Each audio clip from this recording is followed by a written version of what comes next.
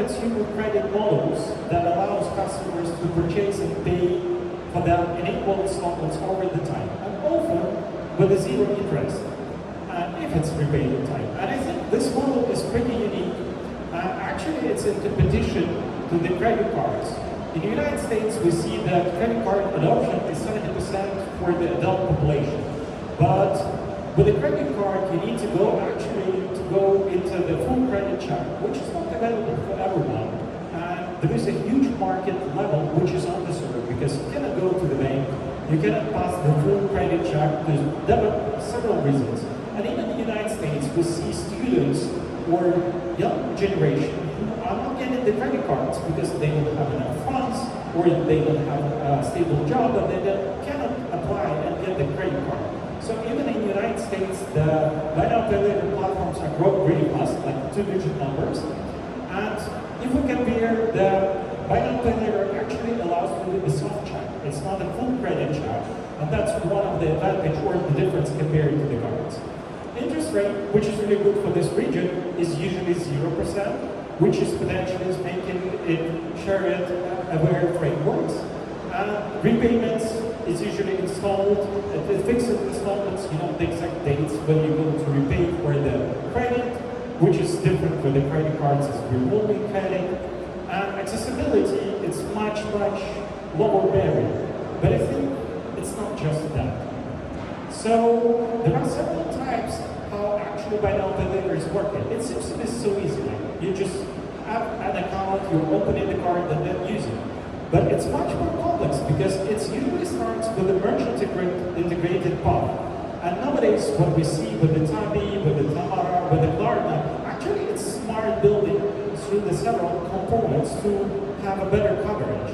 And it starts with the merchant because the key and the difference is that actually you are talking with the merchants and you are integrating directly with them, which I will disclose later creates a pretty unique ecosystem. So it requires sometimes, it might be there or might be not, the integration with the e-commerce and point of sales. Another part, which is really easy to adapt for the customers and for the merchants, is actually card linked. So the platforms, they issue you the virtual card or the real one, and able actually to get and use the card as you used to do with the credit card.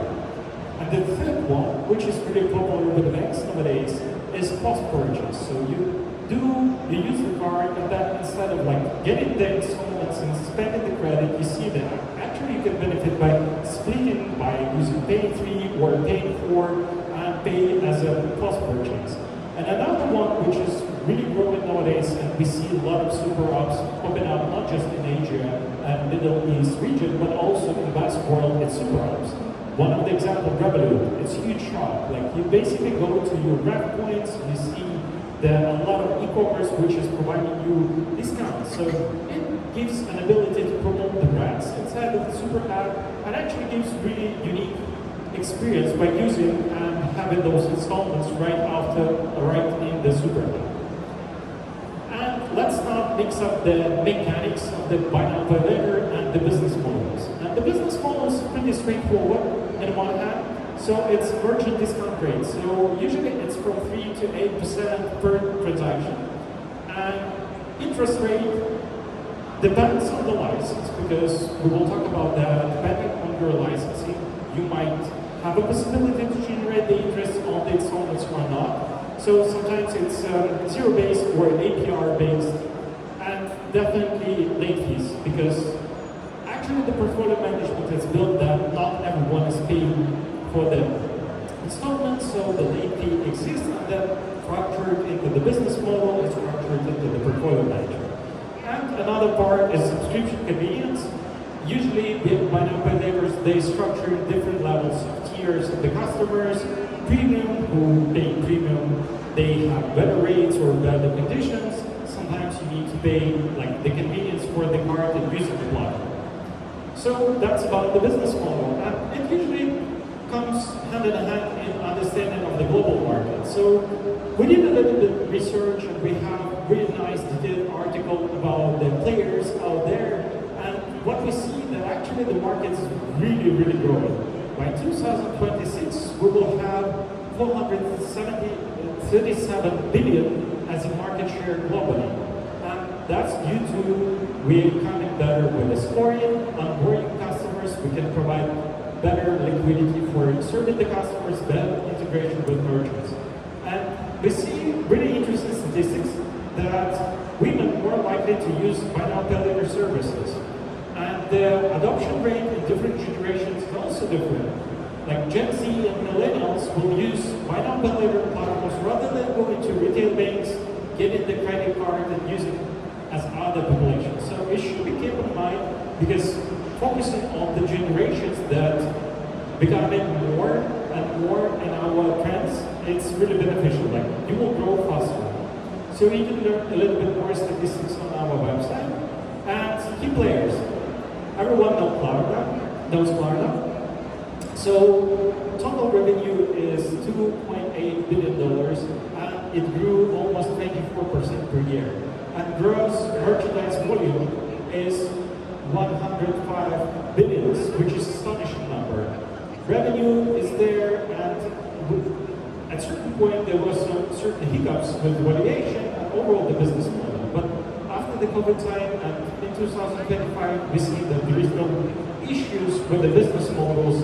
Klarna is doing a really smart job by adding the banking license. So they started initially in Sweden with the buy now pay later product, but they extended their services to the retail banking. And the net profit is 21 million, and which is net profit margin is 0.7%. It's not so astonishing, but it shows that the model works. And it's not just about building the margin right now, it's building the ecosystem. And they successfully made it. Another example here is Study. That's the most valuable fintech in MENA region. So after securing the E-round, the valuation is 3.3 billion, which makes the most valuable fintech here. Like, it's really good example and showcase. Like, there is no other models which is this way profitable and this way valuated.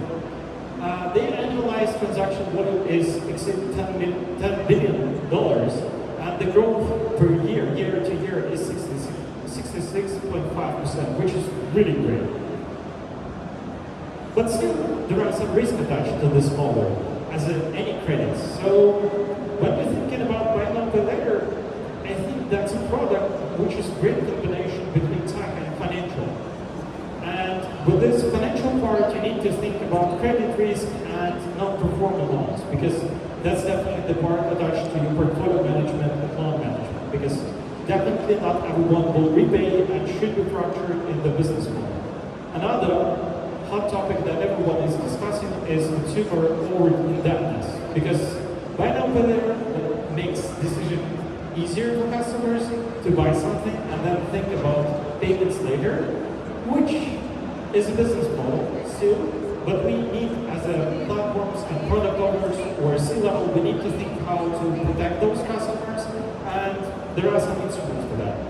Also, the merchant margin squeeze sometimes makes the squeeze out of the merchants, and another really important part with the buy now pay later, because we are not doing the full credit scoring with the credit bureaus, we are not banks, so the filter is lower, it's a lower bar, and there are a lot of fraud and risks. It should be captured too, and I think the technology is evolving, and today we will talk about scoring process, which makes it more easier for us to build the robust model.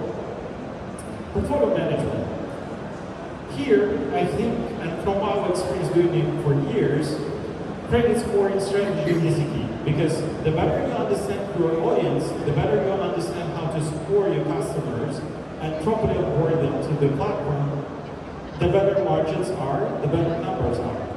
Repayment structures, that should be factored into early warning systems, so those platforms are also have a tag involving the data analytics. So building proper notification for the customers, proper analytics for all the stakeholders in the business process is really important.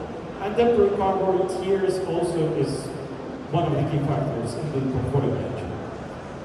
And I will glance a little bit on the regulatory landscape.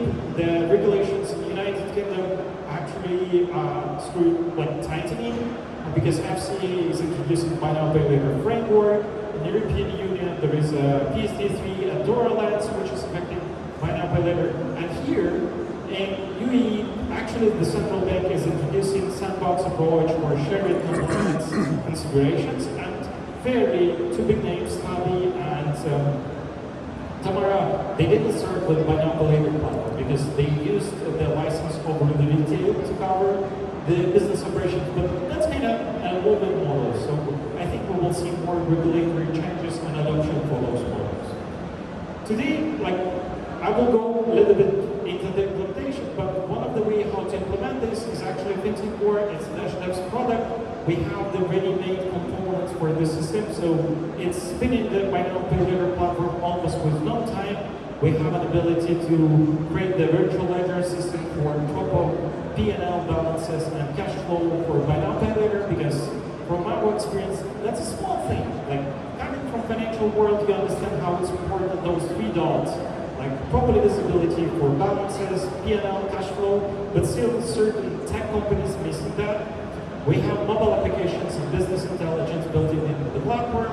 We have the back office infrastructure, which is not dependent over the cloud infrastructure, so it can be running and the spin-off on the on-premises because we use Kubernetes, and typical time from start of the project and release 3 months, almost no time.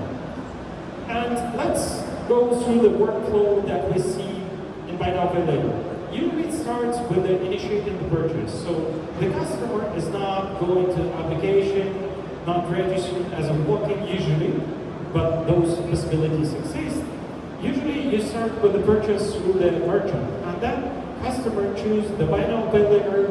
There are several tiers how the customers can be onboarded. Sometimes if you're an existing customer to this platform, you might be picked up by phone number or by the email, but nowadays those platforms are suggesting to do the seamless onboarding the customer by filling in your information for the delivery and collected from the merchant. It passes to the platform, and actually you're getting into the credit evaluation by a buy now, pay later provider.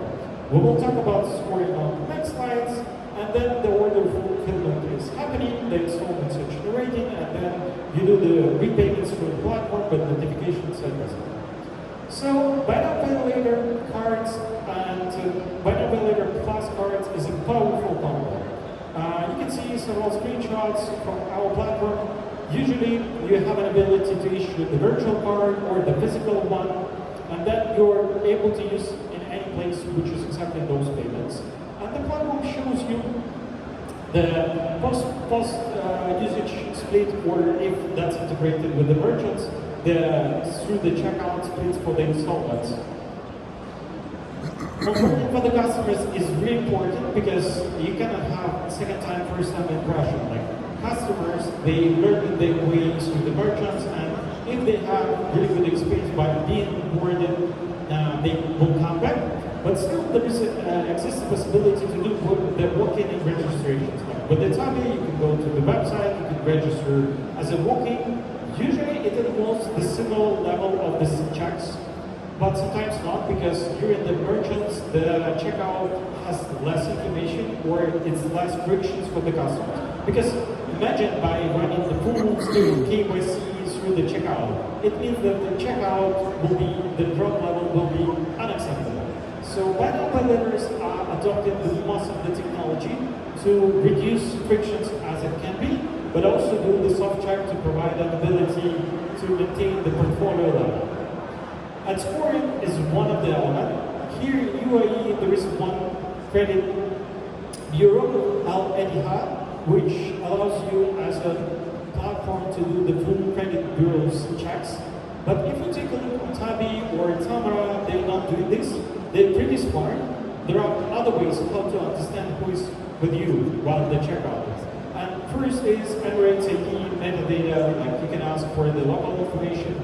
The second one is really powerful, and I think it's still underestimated on the market, is telco data, because we know quite a lot, and customers are using the cell phone numbers. And you can actually go to the telecom, you can request more information, registration type of the package, payments, etc., etc. By using mobile devices, we have a lot of behavioral data which allows us to understand. Another key component to buy now pay later, and especially in West world, the open banking is because usually those platforms are asking to authenticate to your banking account and account aggregation functionalities through the open banking. Open banking is going to be, I think, huge in this region. There is certain development over this framework, adoption, licensing, so let's see in upcoming years how it will be adopted by the local platforms. Also, a key component here, we added an ecosystem with the merchants. And merchants usually have certain history by the customers for payments and shipments, deliveries, so it's also available for buy now pay later platforms to pick up this information and make sure that we understand who is with us. And bank transactions, as I said, and repayment history in the same application, because if you're a returning customer, then we know something about you. So, another really important component is onboarding for the merchants. I hope it's visible here. Usually you run the full-fledged KYB for the merchant, and I would say from my experience there are like a spectrum exists. Certain platforms are doing really manual onboarding because you kind of need to write an email, introduce your business, and then the KYB process is kind of manual. With our platform, we are providing fully integrated automated KYB process, so you can collect the information from the merchant, you can run the KYC for the stakeholders, and then automatically enable this merchant for the integration.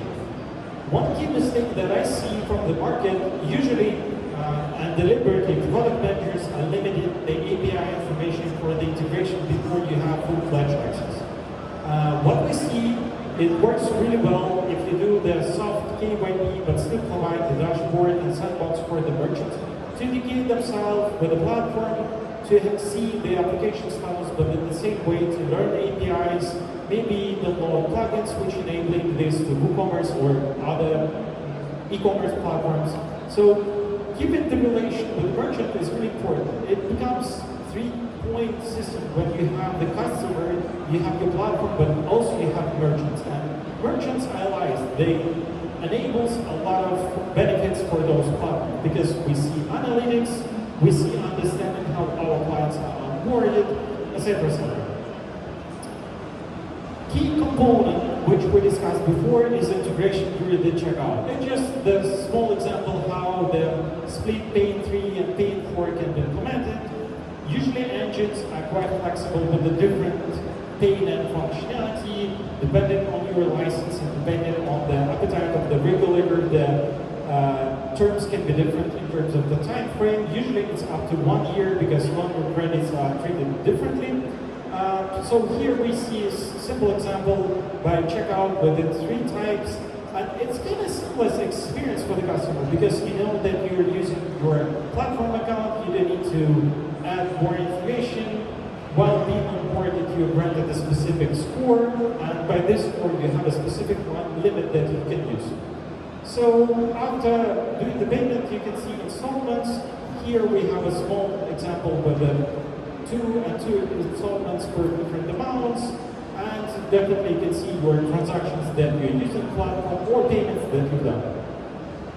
Payment collections, and that's the thing that usually is really underestimated.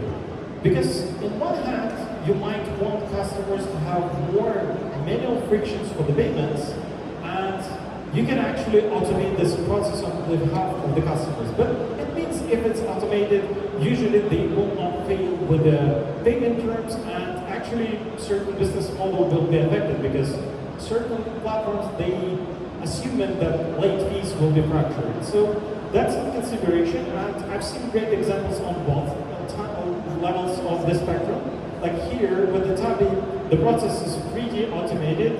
You cannot even pay with the banking transfers, and sometimes this option exists. So usually you're pretty open to do any type of the payment collection as a credit, debit cards. Sometimes credit cards are prohibited. Apple Pay, Google Pay, which is natural, and then manual banking transfers. Once again, it's really important how your buy now pay later platform works because it's not just sending the money to you, but properly putting the dots into the account, which payment was executed, because it seems to be straightforward. I'm sending some certain amount, but we need to put together which installment has been paid, which account, etc., etc. So usually it's powered by the system. And accounting, in this case, I would like to highlight once again that everything in tech starts with the financial part. And the platform that you're going to use or going to build yourself should be in sync with the three simple principles. Profit and loss, you need to see in real time what is happening. Believe me, I'm a tech person in the industry for 15 years, and I've seen so many things when the treasury is doing manually. Like Excel sheets is the best friend of the treasury, but we should definitely change it. And by that, any requirements for the product team and technical team should come hand in hand with the profit and loss, cash flow, because once again, it's important we have repayments, we have installments, properly matching those bank transfers. It's easier with the card payments and Apple Pay, Google Pay payments, but it should be there and balances. You need to see what is happening in real time. The total, the number of the balance for the specific customer, so those things are really, really important. And please do not miss them. We have them in our system, that's why we think that what we do is best value on the market for the price. And conclusion. It's fast growing, it's competitive model, and in credit cards and large network, they kind of in competition. That's pretty complex, and my definition, certain things are complicated and certain things are complex. And the difference is between complicated and complex is that complicated, it's an apple pie recipe. Like you have too many steps, it's easy to do it, like it's complicated.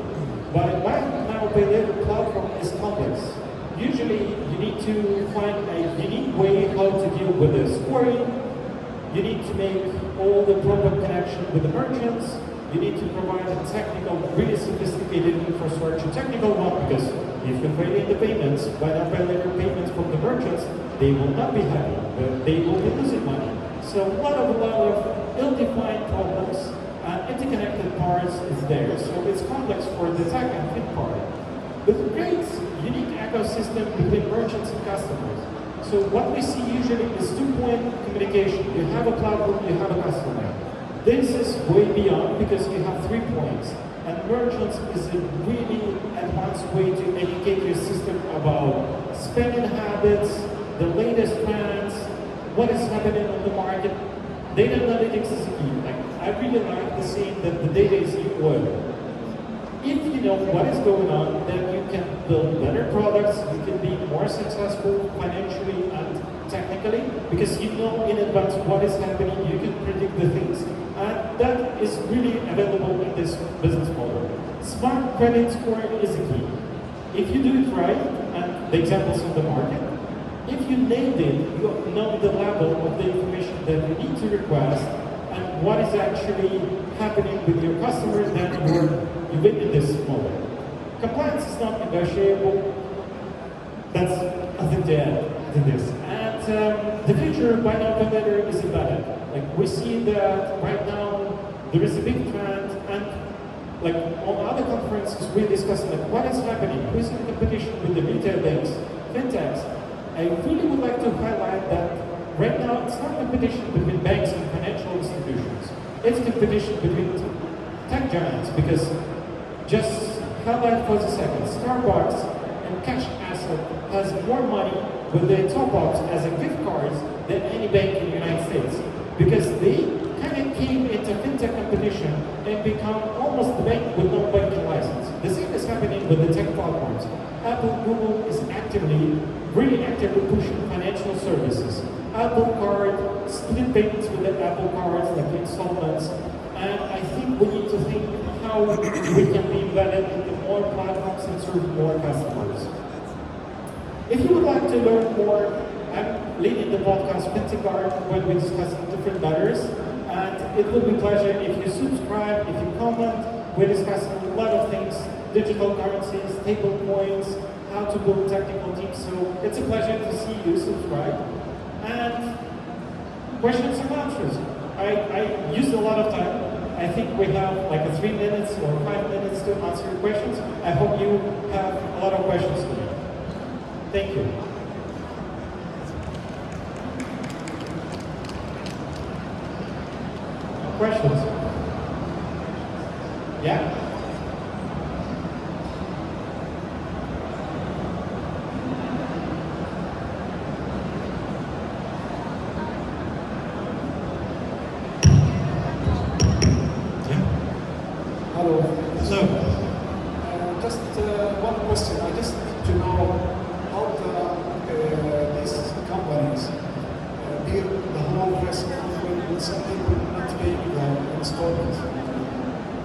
the same is happening with the credit cards. It's not something new, which is financial services that don't know how to handle. Usually it's fractured in portfolio management. Because take a look on the existing financial institution and banks. They always work with the risk by lending money and by taking money. So it should come from financial standpoint, fractured in the business model, and fractured as a KPI maybe for your financial team. Like what is the appetite for the defaults? What are the ways that you're collecting? That's why today I highlighted how it's important properly structure the payments collection. Like make it seamless if you would like to reduce this number, or if you have a spectrum, like properly put it. And usually there are some tiers for debt collection. Certain companies, they're providing the discounts after a certain period of time for the repayment. If a person failed, then they approach it from the same platform. Sometimes those portfolios are sold. In one of our case, we participated in digital auction to sell this portfolio to the other companies because they know and they have how to work with such portfolio with the debts. So it's pretty well-known financial instruments. If you would like to learn, we can talk after the session and get interviews. Yeah, you're welcome.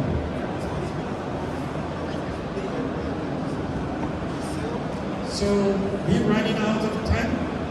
If you will have questions, you can always follow or connect with me on LinkedIn. I will be happy to hear from you. Thank you so much. Thank you, Igor, for such a detailed deep dive into BNPL. And guys, make sure you follow him